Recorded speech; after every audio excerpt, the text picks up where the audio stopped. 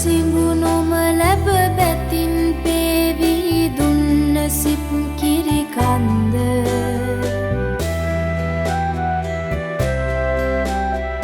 අඳුරු රුතු වග වලස් වනයේ තිබූ අඳුරද බින්ද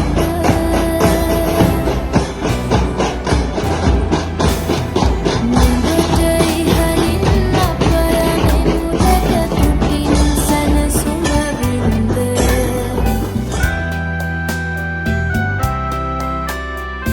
අදර බර ගුරු මව්පියාණෙනි නුඹයි සමනල කන්ද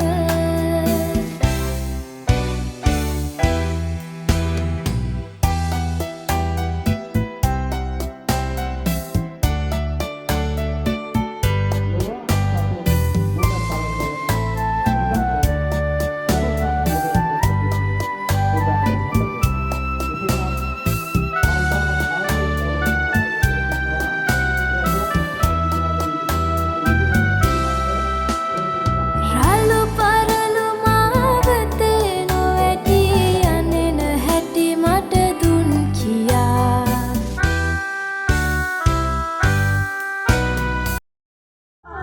මගේ ගුරු මෙණියනි මාවර සුරංජතු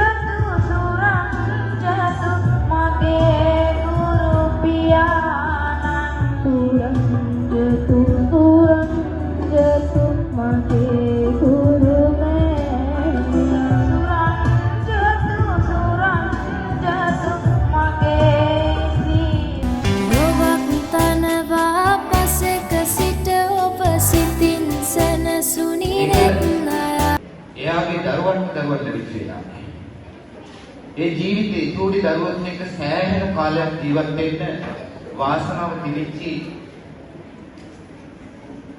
සහෝදරියක් අපිට හිටියා. නිතර දෙවියන් මොන ගැස්නක් නැතත් කැන්ටීන් එකට යන වෙලේ අතරමඟදී විනාඩි 5ක් විතර ඔහේ කතා කරගෙන ඉඳලා කාලය ගාලා ගියත් අපි ගැන හොයලා බැලුවේ ආදරණීය සහෝදරියක් අපිට හිටියා. සාමාන්‍යයෙන් කීච කෙනෙක් කිව්වම අපේ ඔළුවට මෙවෙන්නේ සාරියක් ඇඳගත්ත පොත් පිටියක් තියාගත්ත කුඩයක් එල්ලගත්ත චරිතයක්.